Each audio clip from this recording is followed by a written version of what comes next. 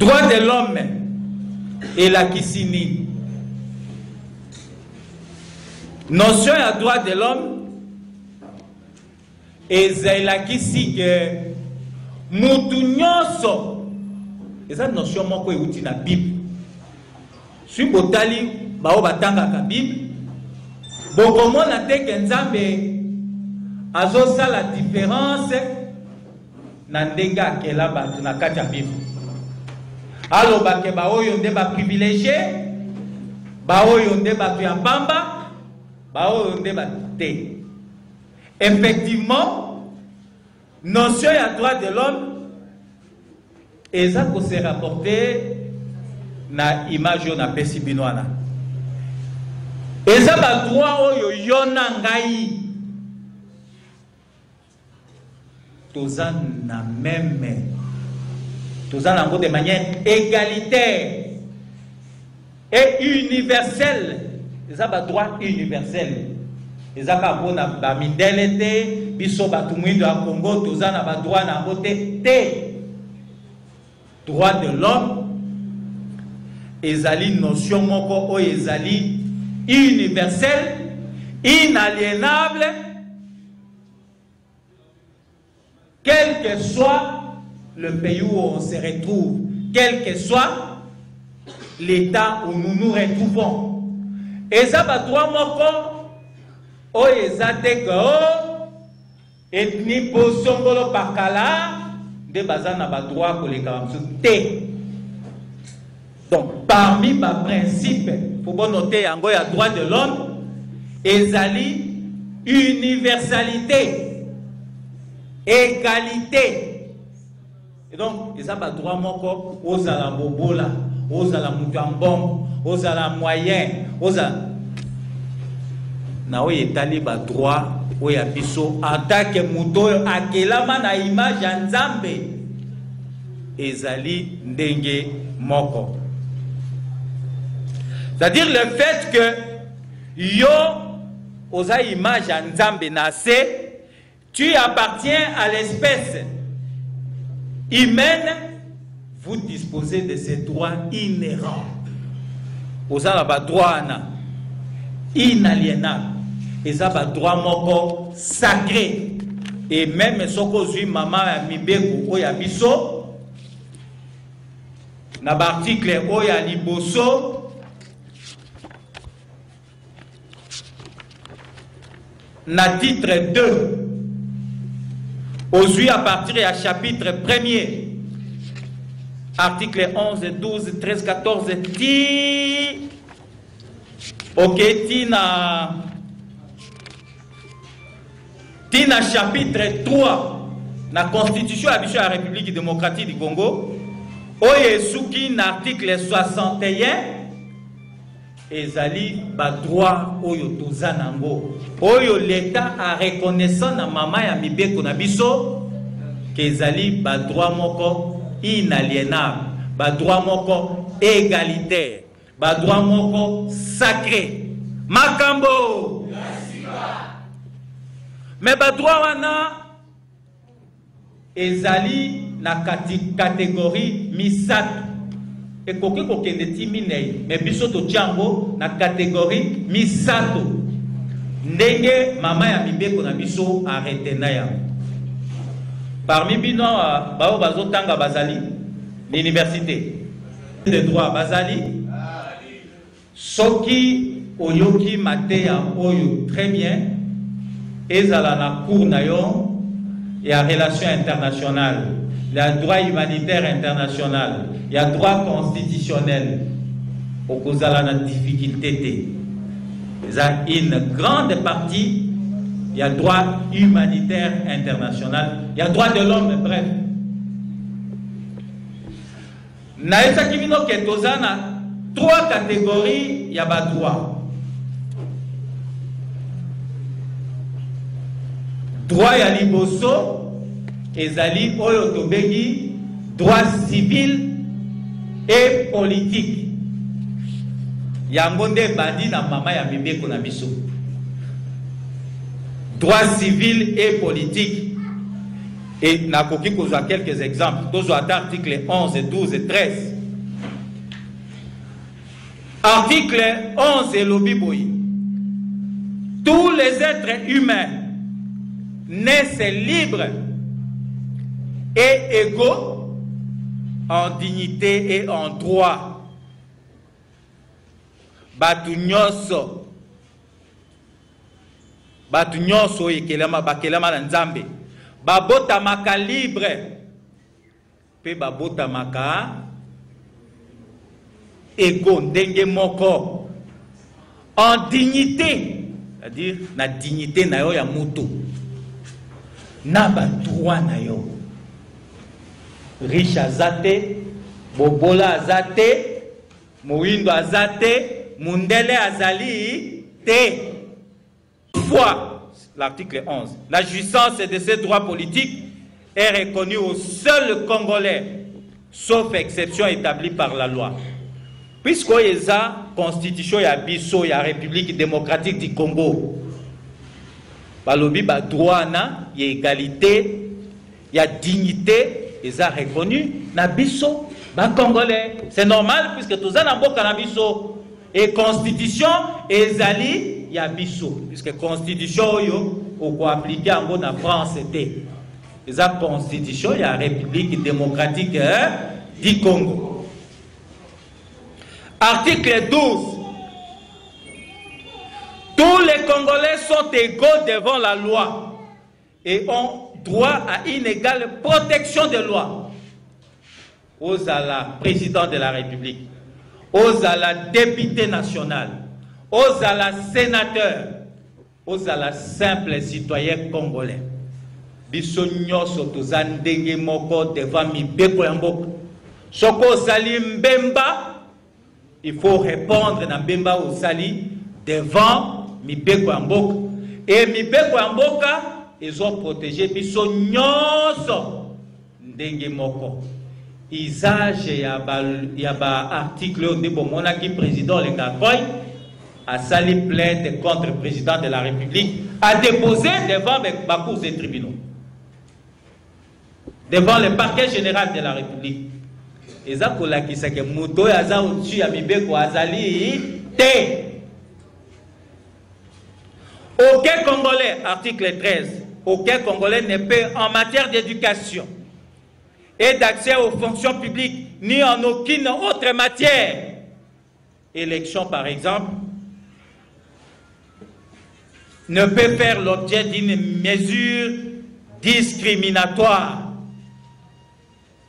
Ezolakisa biso kaka, ezolakisa kaka ndenge biso baso tozali égaux devant ba traitement ya mboka na biso, devant mibeko ya mboka na biso, devant éducation na mboka na biso, na kozwaka ba droit ko gagner ko bénéficier na protection ya mibeko ya biso. Oyo aza likolo azate, oyo aza nase azate, biso nyonso tozali ndenge moko. Makambo ngongeza mingi te po te tosilisa ba droit nyonso civil et politique. Soko kei na article 26, liberté ya ko manifester, liberté de manifestation publique. Article oye lundi 27, je crois 25, liberté d'association. Okoki ko adhérer na syndicat oyo lingi soki ozosala mutu moko te akopikisa yo. Liberté de choix d'adhésion dans un parti politique, c'est la démocratie. Yo poni ponis mutu moko te aza na makasi akopikisa yo. Eza liberté na yo individuelle oyo oza ko exercer. Et soki omoni ete mesure o l'État a sali, loi oyo ba parlementaire baza kozwa, yo peuple souverain, yo zamu yo mutoza na mokonzi oyo pesa kapona ngonga moko boyi, olingi yango te. Constitution mama ya mibeko yebisho na article 26 que oza na droit ya ko manifester, koza la manifestation publique.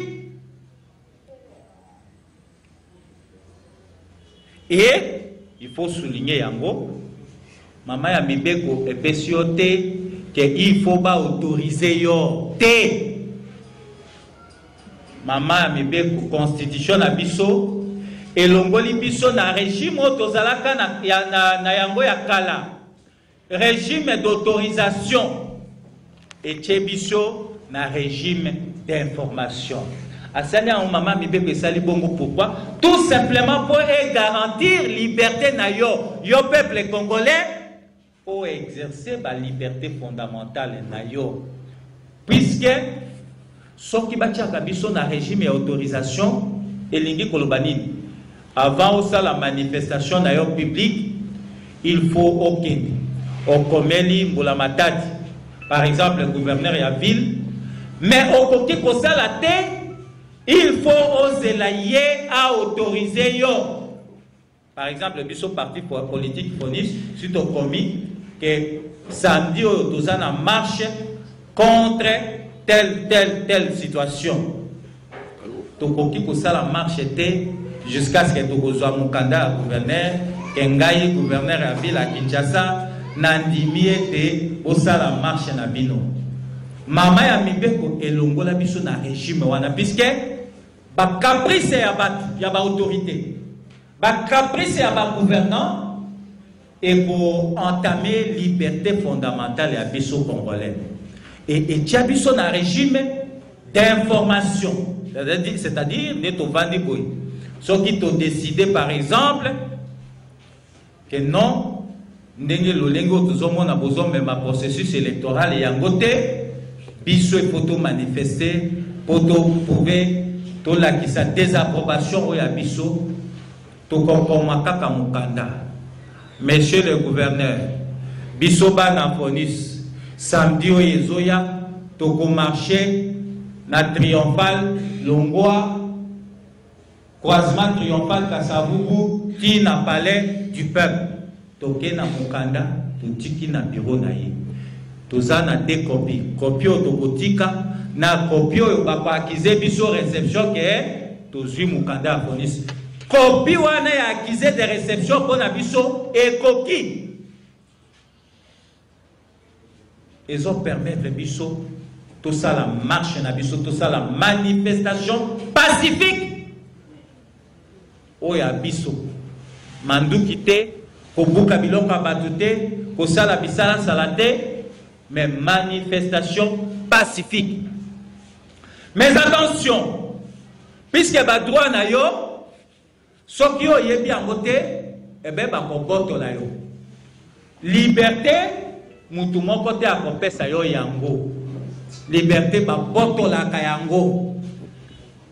Lelo yo soko tali application à disposition ana, ezo sale mabongo te.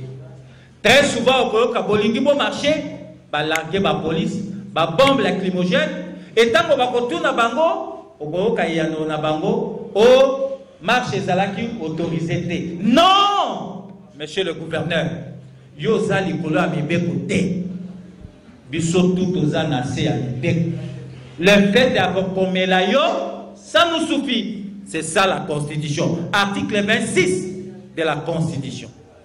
Nalinga qui souligne encore parmi ma liberté, ma droit civil et politique au Tozanango. Bokotanga ngo approfondeur ngongezami kité ti l'article 33 eza ba droit civil et politique oyo ozanango. Liberté ba pese la kayango mutute. Principe ya fondamental il faut dire la mutu na yo lelo erozo bimana siège japonais. Liberté bakabila kamutu te. Liberté babotolaka yango. Deuxième catégorie ya ba droit au bozanango. Je suppose que maître Elsa Kibino et donc naza pour eza répétition donc na ole kanalombam. Eza ba droit oyo babengi des droits économiques, sociaux et culturels. Ba droit wana bokotanga ngo la constitution, propriété privée na yo eza sacré, PCT, liberté d'associations syndicales, liberté, il faut un travail, il faut un minimum de vie, il faut se soigner, donc droit à la santé, droit à l'éducation, droit à une vie, à un niveau de vie suffisant, c'est-à-dire il faut tous aller dans l'infrastructure, tout à la condition et à malam. Il faut tous aller dans les services sociaux de base. Droit à la justice. À la justice, une véritable justice. Justice, c'est où il y a clienté. Oyo ke yo muto fundi, ozana raison. Pour mutoyo fundi alekio na mbongo aye asombi juge a pesé raison et pourtant azana raison te wana justice oyo baza koloba te justice oyo solo ke ozala na mbongo te mais oza victime ya barbarie to oza victime muto abeti yo azokisi yo nous doit commettre infraction, ok, la justice, puis justice à reconnaître yango, et puis à réparer. Nous doit abétio à zokisio, à réparer, bah préjudice, oyo à salenio, bah préjudice causé, préjudice subi. Et droit n'anyonso, bah benyango droit économique, sociaux et culturel. Droit ya misato, eza tel que ba droit oyo yona ngai o ba bengi constitution mama na mibeko na biso a bengi ango ba droit collectif ba droit wana ezali ba droit o que l'état a une obligation ya kobatela par exemple environnement o toza ko vivre yona ngai. L'État a le droit que tu vivre dans un environnement sain. Par exemple, le phénomène est comme les loso kimbo les bêtis. Maï et tondaka partout. Maï et koti partout. Maïwan. Et ont même. Na ba salité ya hôpitaux. Na ba toilette ils ont mal construit. Na ba déchets kili. Ba infection kili. Mais yo maman, oza na santé na yo, nous autres non, pepele, santé na yo, pepele, maladie. Puisque au route qui na ville, au commis na place moko, moyen ba les canons na voiture ezate, il faut 400 na makolo. Oza obligé au longo la ba sapato na yo, au 400 na maya mbula wana. Mayo ezana ba infection kili. Yo mutozala na santé na yo, kolongono. Aux infection puisqu'au cas ici na mai oyetondi na mayambula. L'État a sa obligation ya ko salela bino ba canaux d'évacuation. Pote mai etonda ndengwana te. Pollution ya ba usine. Webi ke ba usine basalaka bakisi makambo kiliki.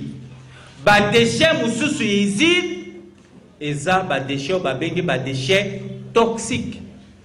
Mais ba déchets wana ba boaka kayango n'importe où n'importe comment te. Ba paya mususu o bazana bizine na biso puisque ko boaka ya ba déchets wana ezalaka très coûteux et que bazana couverture ya ba autorité au komona isamise bazui akoyana batuka ba déchets wana akeka na rivière au batoizo mela mai allez asopi ba déchets toxiques yo oyebite okolamuka na tombo oye ba photo ki mai kokendo mela conséquence ozalaki na zemi mwana abimi oboti mwana loboko ezate ozaka ndenge osokoli mai makwanza partout. L'État a une obligation ya kobatela yona ngai dans un environnement sain. L'État a une obligation, tous a plus de 400 combien d'ethnies au Congo? 421 quelque chose d'ethnies. Une mosaïque d'ethnies. Sous Maréchal Mobutu, tous a jamais problème ethnique. La République démocratique du Congo n'est constituée que d'une mosaïque de minorités ethniques. Oyo babivaka toujours comme des frères et sœurs. Tout ça, on a un problème. L'État a une obligation que biso nyonso to vivre na kimia na bolingo entre biso na boboto. Les attentes ndenge ba yako memela biso à un certain moment, ba problème o eza ya bisote, ba o bazo kundana entre bango ethnitel na ethnitel et pourtant baza soki mi bale misato kaka. Biso toza na problème wana te ba memela biso yango te. L'État a une obligation que to vivre na mboka na biso na kimia na bolingo. Et ce qui problème ezali en tant que garant, il faut l'État à intervenir le plus rapidement possible pour te atia kimia entre biso. Donc ba droit na yo eza ebele eza na kati ya constitution, il faut oyeba yango. Na o etali ba droit économiques, sociaux et culturels. Tolobiete kezali directement de l'État à Sala Yango Te. Eza ba droit moko oyo l'État a posé engagement ya kosala yango progressivement. Soki to komi par exemple na décembre pour na budget 2017, il faut l'État azwa mikano azwa ba mesure nyonso pote na budget 2007 par exemple au Italie santé ya ba congolais et bonga sécurité sociale na bato bazana revenu ya milité sécurité sociale na bango et bonga pote mutu soka apeli akende na hôpital directement azwa d'abord soin puis il faut battre la bombe moïnaye. La vie humaine est sacrée aux yeux soin de l'État puisque vous avez de l'autre côté de l'État aza kokuta mais il y a ça les langues progressivement. Par exemple éducation l'article je crois 41 ou 40 toloba était na ba école à l'État nyonso éducation il fait à la gratuite. Mais toujours c'est depuis 2006 ndé binomoko bovotaki par référendum mama ya mibeko oyo. Et donc ce que l'État a kokisangote c'est que l'État a violé la constitution. Mais l'article 69 de la constitution Balobi était président de la République. L'éloge Joseph Kabila en 2016 et Koki Kozala Moutmousous, Joseph Olengakoy par exemple, Tomoutmousous, il faut veiller na respect de la constitution. Alors les losoki constitution et auto samate nana zala faute. Bisomo kon a référendum tolobake président de la République, il faut veiller dans le respect de la Constitution. Et donc, ce qui est les chefs de l'État, Azana Mbouya, Yakotinda Bango, Nabestan Soyipo, Basambe, Mabakangama, Basambi si Bango, condamné Bango, puisque Bazo violé la Constitution. Ce qui gouvernement, Azo Kokosale la gratuité, il y a par exemple, l'enseignement primaire dans l'école publique, ils allaient violation de la Constitution. Et donc, non seulement président de la République, ce qui a est là, pour pouvoir voter, il y a des citoyens individuellement. Les lois qui ont saisir Cour constitutionnelle.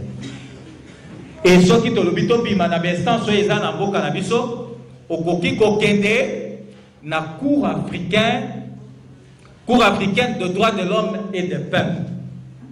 Et au coquille, de même, na oui étali ba droit ya travail na yo na ba cour administratif, na ba tribunaux administratifs pour te ba droit na yo ezala respecté. Et donc ba moyen eza kili lelo au niveau international to comment pe na système ya EPU, examen périodique universel. C'est-à-dire, les pays membres des Nations Unies, nous à Genève. Et puis, ceux qui, par exemple, Bazobi, Balo, traité République démocratique du Congo, les 120 et quelques pays qui constituent les Nations Unies, République démocratique du Congo, à la barre, Bazo Jakaye, na moko, pourquoi vous avez boité, pourquoi vous avez saté, pourquoi vous respecté parité à Bamamate, pourquoi donc État, bazo jugé, Mouninga na bango État oyaza violateur, il y a le droit de l'homme. Le droit de l'homme, nani a violé Kayango dans tous les pays du monde, c'est l'État qui viole le droit de l'homme. Parce que Yemoutoaza n'a pas organe nyoso, il y a pour réprimer, il y a répression. Yemoutoaza n'a pas cause des tribunaux. Ok, ce qui même moutoa violé en Asabisaye. Et mettre avant Bimawa Aoutaki Koye Sabino que OPJ Oyazo Kangayo arbitrairement. Ce qui a Bessio a émission droit d'ayote en tant que détenu. Ce qui dans les 48 heures a déféré yote devant une instance compétente. Ce qui a émission Tina a Kangeli yote. Ce qui a Kangiyo na place ya papa na yo to ya maman na yo to ya ndeko na yo ya Salim Bemba yépe à commettre infraction et que yépe à pouvoir subir rigueur de la loi. Donc, Moutoya Aza au-dessus à Bibeko Azali T. En résumé, Oyotoulga Koyusabino n'a droit de l'homme et à voir. Mais puisque Tozo Kende Ngonga ya Maponami, Ozan a droit civil et politique Oyayo, et que na Ngonga Maponami, Okopona, ce qui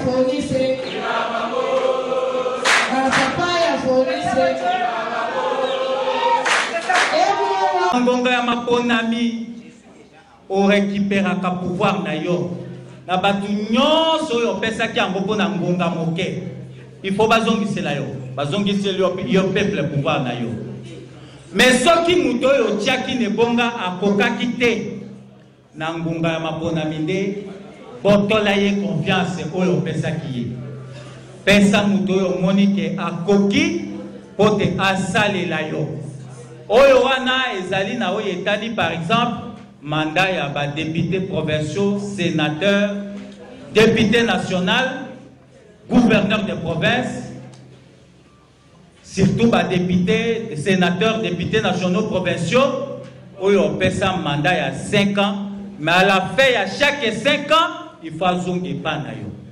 Neti lelo Sénat, députés provinciaux, gouverneur de province, Bazali sous na mandaté. Parce que le mandat est allé à 5 ans. na 5 ans il faut bazonge pa na yo opesa bango mandat ya sika. Mais olo baza na ngo sikolo bazali bazali na 8e année bazweli yango wapi bazali sous la légitimité te bazali sous na pouvoir te na o etali président de la République yo oloba na constitution olobeke na o etali président de la République oza na mandat ya 5 ans okoki ko renouveler les sous 5 ans soko beti 10 ans à bout ya et na oye tali lelo na mboka na biso par exemple président na biso président Kabila aza na mandat na ye ya suka oye kosila le 20 décembre 2016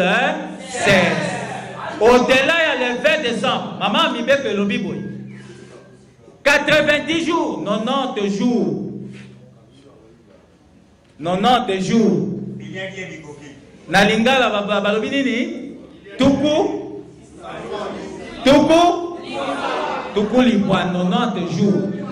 Avant le 20 décembre 2016, il faut tout déclencher processus d'élection. Il y a président de la République.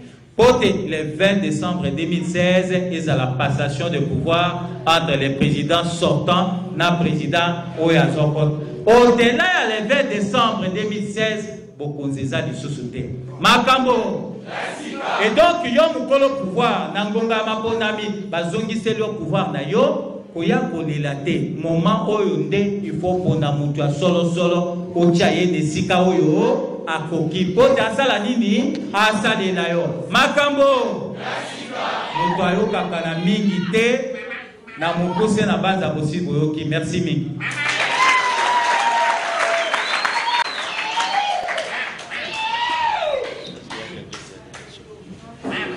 Est-ce que Moutouazan a Moutouna Mouyibi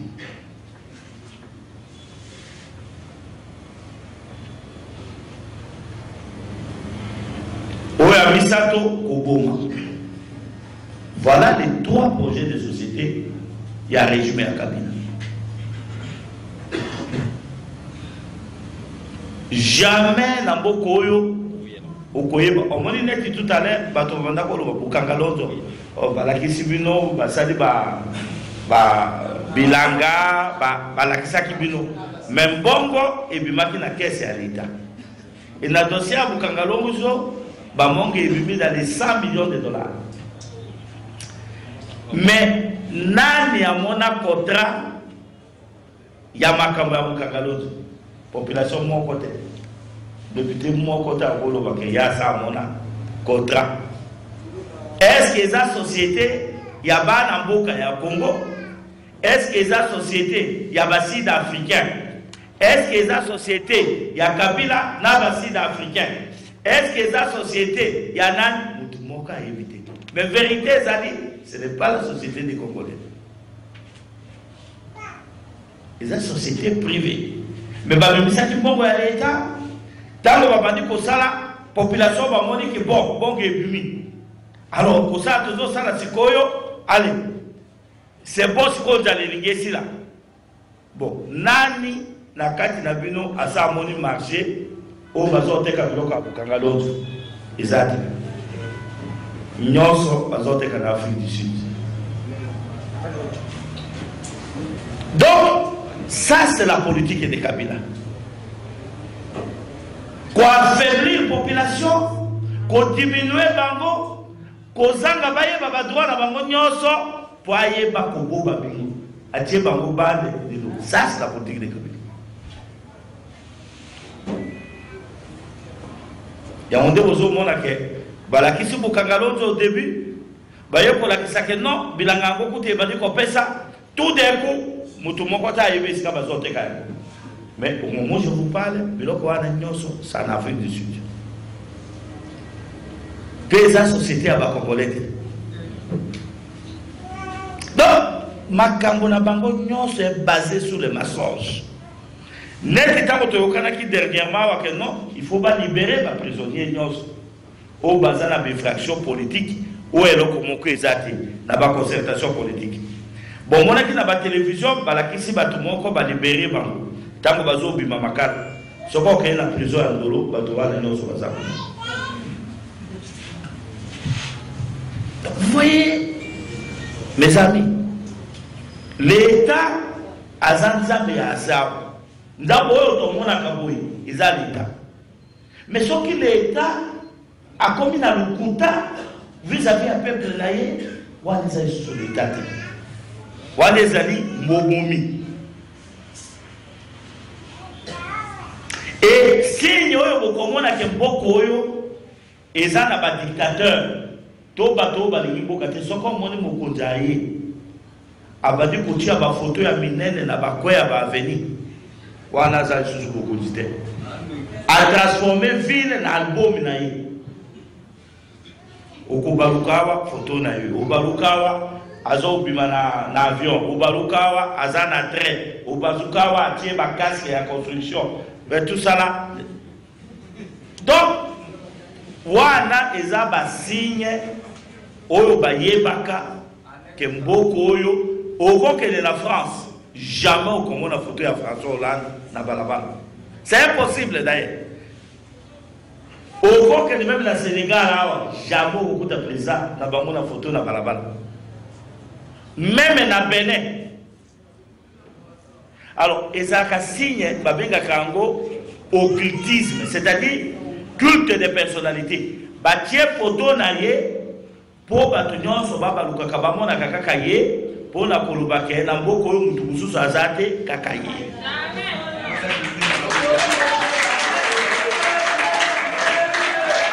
Et c'est ça signe oyo komona ka babiloko ya bafoto wana. Mais yo okoya kotia bafoto na yo partout. Nzambe mutu atonga mokilo oyo nana mona foto ya Nzambe. Omoni jamais ton mona photo ya Nzambe pour la mutaza d'imagination là. Mais yé mutasala mukili. Mais yo koya kotia ba photo na yo partout yo kominani. Donc c'est pour vous dire poboye bakena mboka le côté koti dictature est koti muyibe koti c'est tango okomona mboka wana obalukawa batie photo ya président. Ozongawa batie photo ya président. Au Saliboye. Et puis la plupart y a bimage. Au Bokomona, jamais Bokomona bimage wana na mokili boye. Ndiamunde bomona ki image mususu bomona azo bimana kati ya train.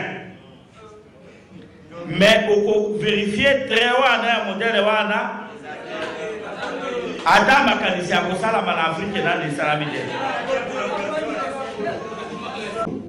Bokei na ba tracteur bokundi batu bo sali nyoso bokusala mutazala kite quelques mois après pour que nous baba bien. Ça c'est le pouvoir des ancêtres. On est des Africains. Ça c'est le pouvoir des ancêtres. Bitumba bada lobek aussi les silakate. Ça c'est la diversité de nos ancêtres. Pour bayebike bon qu'il faisons dans la maboko la dignité. Il faut qu'il y ait une dignité nationale. Et tous nos ancêtres sont énerveux. Et ça, la bastille est belée, on peut nous voir comme au Comona. Et ça, la journaliste au Baboumakao. Et ça, la droit de l'homme, comme Floribert Chebea. Nana, Dimaka, na ba condition Baboumaka, moi, na Mbali Wana, Floribert Chebea. Nous devons défendre les droits de l'homme que l'homme soit mouillé. Jusqu'à ce que vous sachiez une enquête. Bagaye pour voir qu'il y a un préservatif et batiki wana pour voir que non, ils ont moi si mon coin nouba mais vous voyez les sangs de peuple. Aujourd'hui toute la vérité est là. Babebele oyo butulukaka okanisa mutu azana kasho ya ane bozo kanisa neta azana makala bamuso balodo akanisa ki braza ba non bandwa na nyonso bazana adresse moko na maluku na fosse commune kabini bazana kati wana na adresse wana résidence ya badouane ya sika balabala na bango ya sika c'est na maluku na fosse commune. Imaginez-vous que le lobby ilingaki ezala yo, ilingaki ezala ngai, ilingaki ezala biso. Ikokaki kozala cousin na yo, neveu na yo, mais oyo akufi wana c'est congolais, c'est ton compatriote. Mes amis, le régime oyo ezala paix. Nous devons nous souder. Il faut tous aller unis comme un seul homme. Il faut absolument qu'on arrive à mettre fin à ce régime-là. Donc, il faut continuer dans le régime. Il faut tous avoir conscience. Dans l'élection, il faut savoir choisir. Il faut qu'on vote pour Batonabiso.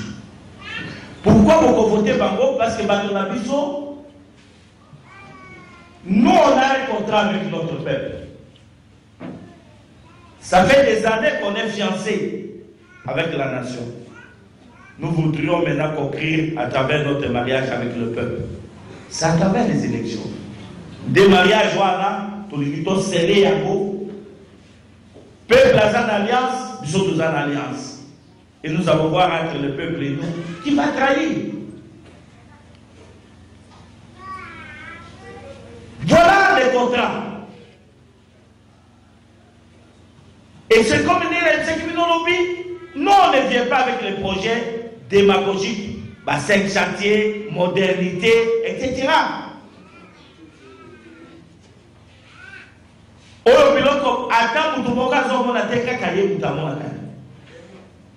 Nous allons faire des choses où le peuple va s'accommoder. On fera de la sorte que na boko ba jeune nyos ba kaka l'université na bango na kimia ba minerval na bango oya koka kufuta afuta tango biso to kokoma na pouvoir aucun produit ya biso ye kobima lisusu na boko oyo de manière brute. Ça veut dire quoi? Ils ont or, cobalt, zinc, éther, bronze, coltan, diamant, joaillerie ou industriel. Il faut bien discuter dans le modèle légal. Ils ont bien discuté. Il y a un oui, au bazar qui est dans l'avion, bako quitte à l'intérieur, basu bakilo d'or. Mais tout ça, le peuple est au courant. Biso to kokota na bakomino anate. To kosenga ba mindele, baya na ba compagnie, il y a transformation. Il y a des produits na biso et ça la manakati ya boka na biso. Bako transformer ba or, bako transformer diamant, bako travailler yango et avantage to ko créer marché d'emploi et to ko sala transfert ya technologie. Bana na biso bakoko na biso bako yeba ndenge nini batayaka diamant, ndenge nini basalaka na diamant. Bako yeba valeur ya diamant en état brut jusqu'à ce qu'il tape oyo fini oyo bakende kozala na bango biloko bakendele basala.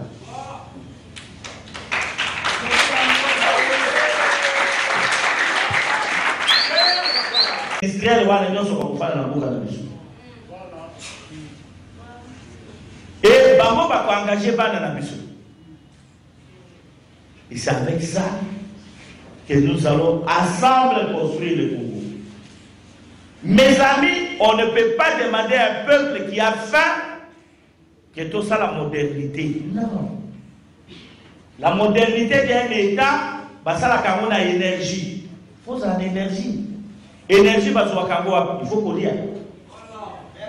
Et projet d'ambition, c'est qu'on tire nyonso que tout bouma nzala na kati ya libota. Soki nzala ekufi na kati ya libota te, jamais peuple na biso va retrouver l'unité là-bas. Mais pourquoi nous devons faire un contrat avec la faim pendant que Toza, deuxième pays au monde après la Chine, au Toza Kanamai, après nous c'est le Canada. Comment nous avons la nzala pendant que Toza la Zamba 60% ya Zamba ya Afrique ezali pas la biso. tokolala nzala koma tokolala nzala koma na ndako nyonso eloko nyonso kolona ekobima tokolala nzala koma et c'est dans ça nde tozoko développer parce que soki nzala ekimi na kati ya libota malade ekei bana bakobela lisusu batifoide te bakobela lisusu baproblème te parce que eloko eza koboma peuple lelo kolia eza te me bazosumba bakisi ya balabala ntango ozomela yango me kisi wana bakoma il faut kolia avomela yango soit il faut kolia après soko omeli yango me moto azomela azolia te kisi wana soki arencontre biloko akolia te et se transforme na poison yango nde bomona bato ebele ameli kisi mbala moko o azokawa pasi tension ebandi akufi c'est parce que bato bayebi makambo wana mingi te oye okoloka non akendeki kotala tata mwasi na ye ntango awuti kuna nde o batieli ye poison non le plus grand poison qu'on a dans ce pays c'est le régime de Kabila.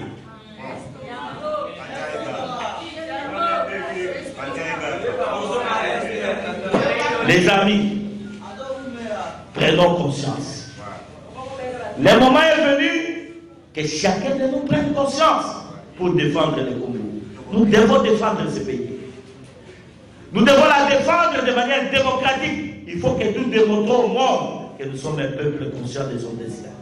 Il faut que Moukil Mobimba, base exemple à Congo. Nous, on ne sera pas le Burundi.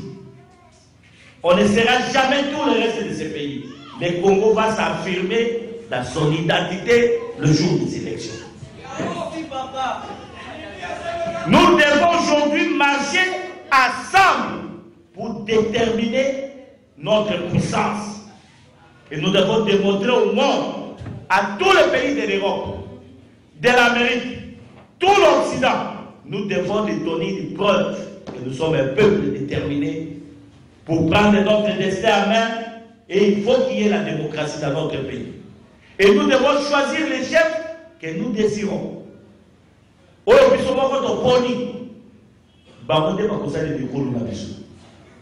Et tous ces pays vont nous aider le jour où on va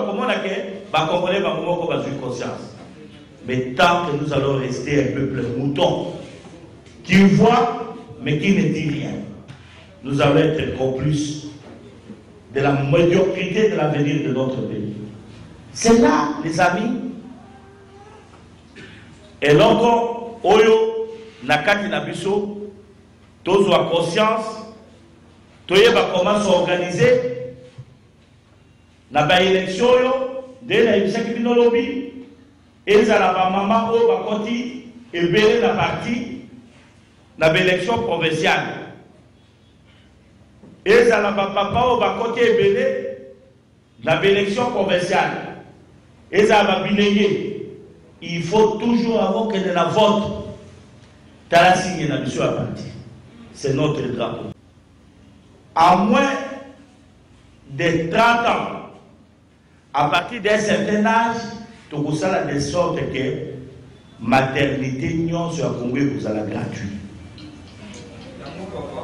Pourquoi nous avons cette philosophie? Parce que nous avons constaté la Katiambo Kanabiso.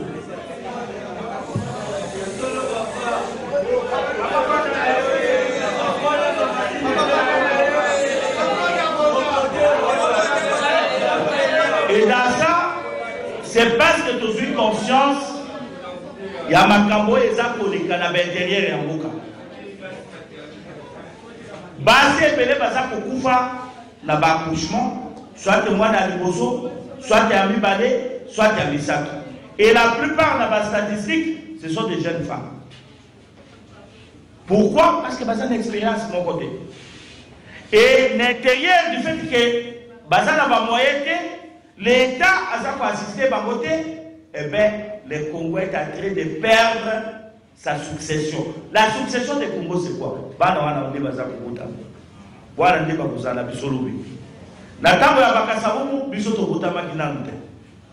Mais aujourd'hui, nous parlons du Congo. On parle du Congo comment? Ce qui va voter à Bissoté, tu dirais qu'on va Congo.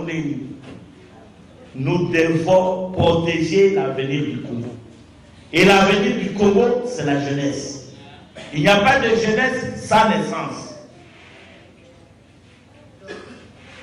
Et à côté, toujours les Sabino, dans ma cabo, dans le séminaire, Bilonio, sur beaucoup de Baja Baptiste, au Baroque de Coupada Sam, Moutoula Moutou de Sikanaï.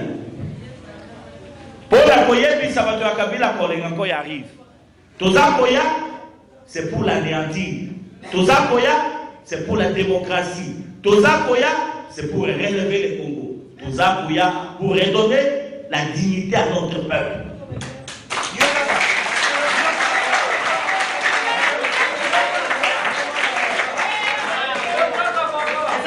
Et vous constatez,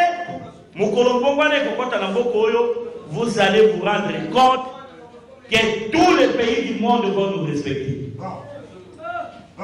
Peut-être vous voyez la présence de ces régimes est diminuée l'image de la personne dans notre pays. Aucun pays nous respecte parce qu'ils ont constaté que les Congolais ont accepté l'inacceptable.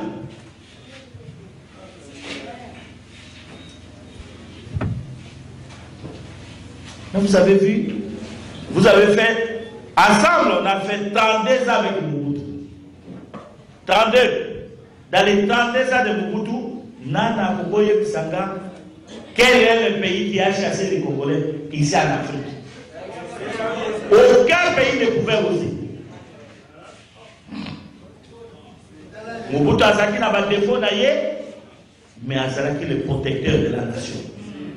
Il a protégé son peuple. Les chefs, quel que soit son état, attendent ma peuple, mais tant qu'ils ont protégé contre l'extérieur, ça c'est un chef. Mais aujourd'hui, nous sommes des milliers, Congo, Brazzaville en face, autres, comme nous émilient jusqu'à ce que les Congolais, qui ont dans chambre, morgue vivant. Et Batois n'a pas pu faire mort. Il n'y a eu aucune contestation diplomatique dans Bougainville. Même pas appeler notre ambassadeur pour consultation. Et là, comment on est? Bon, il est en Afrique du Sud. Pendant que ici, c'est des milliers de Sud-Africains presque qui vont marcher à Moukagnoso, ils ont la Maroc là-bas. On a tué les Congolais en Afrique du Sud. Babomi Babo, moi, si moko va briller, balatisi épiné, Aza briller au vieux au sud de tout le monde. Et vous voyez qu'un ambassadeur là-dessus en Afrique du Sud, quel est ce peuple qui peut chaque fois supporter des dirigeants comme ça? Mboka Bosana et Sikanyo Sokokende, Kendolo na Maloba Yokia. La richesse qu'on peut donner au Congo, c'est ces informations. Connaissance aux autres Zanayamo, voilà les richesses qu'on peut voir. Il faut se constituer des juifs. Partout, nous devons être là. Et nous devons nous défendre. Ce qui est le Koala, résumé à Kabila, ce qui est Sibino Kaliga, Kabila est 10 fois plus dangereux que Mobutu. Pourquoi? Mobutu, c'est un homme qui est à côté de Lumumba. Azalaki préparé d'une manière ou d'une autre. Mobutu, c'est un officier. Il y a à l'école militaire, connu et formé. Mobutu a été graduellement. Maquillé, à côté de l'école telle, nommé jusqu'à un général, à Yoko Mati, à Yoko Zouamboka, tant des ordres et Kotaki, Qatar indépendant, Kouné indépendant, Kassaï, etc.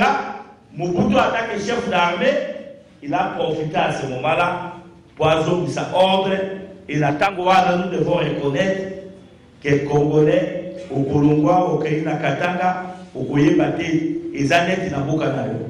Au Kolongwa, au Keïna Naboka Nyonso, province à Nyonso, chacun de nous se sentait chez lui. Et l'idée à Boka Nabiso, ils allaient cimenter. Malheureusement. Toujours Sikolo, 1000 pas derrière. Et Mobutu, Azalaki Motu, on a fait ça qui dimension nous pour la école de la maison. Et Zalawapi, au Tali, au Lobby Nord, le Congo est représenté. Ça, c'est la politique extérieure. La politique intérieure, c'est là où il était un dictateur. Et Aoumelaki tellement de pouvoir qu'il a fallu mettre fin. Mais pendant tout ce temps, au Mobutu a le pouvoir pendant 32 ans, aucune fois Mobutu a constaté que Mamadi Koubengana Biso, soit dans Mboka Songolo, soit dans Mboka Paka. Et nous avons défendu le pays. Et Mobutu nous a aidés dans Mabakambi pour la défense de la République. Quand les gens disent ici que non, Bitumba, quel est Bitumba? Mobutu a déjà malade. Biso, toi affaiblir rien d'opposition. Étant malade, il n'avait plus rien. Il y a Koloba. Parce qu'Azaki est déjà paralysé. Auto-formé, c'est déjà des milliers de jeunes. Femmes, hommes et enfants, au bazar déjà formés sur le terrain. Notre objectif est de former le plus grand maximum des Congolais. Baye baba droit na bango, face na droit de l'homme. Ya monde tango tokoya, tokopisa bino ba brochure moko, tango bozozo ba brevet, vous allez vous rendre compte que na ba brevet wana na brochure na yo okoye baba droit na yo na brochure wana. Ato yebi kotanga te pesa mwana atangela yo. Oyebaka ba droit na yo. Parce que Nzambe a beaucoup d'erreurs et des fois que mon peuple périt par manque de connaissance. Mon tout ce qu'on a pas droit d'ailleurs pour ta commande de la azali tel. Mais ce qu'on a eu droit à mon côté, nous tenons sa commande là. Voilà, chers compatriotes, l'élo, séminaire Nabiso, et Kosukawana, Tokobande la séminaire, semaine prochaine. Tokinza ba pesibiso makasi. Tokobanda dimanche prochain. Na batu mususu ya sika. Tozo bande la séminaire à chaque fois pour permettre batu nyonso bayeba esika tuuti, esika tozali, esika tozakoke. Et ça quelque chose de très important. Pour pas qu'on redonne dignité, qu'on renforce capacité, Nabiso pour la démarche à Makamounion sur autres accords. Voilà, chers amis, je crois que tout conseil à la battu à ma service va s'apprêter pour tout pendant déjà la remise à ma brevet.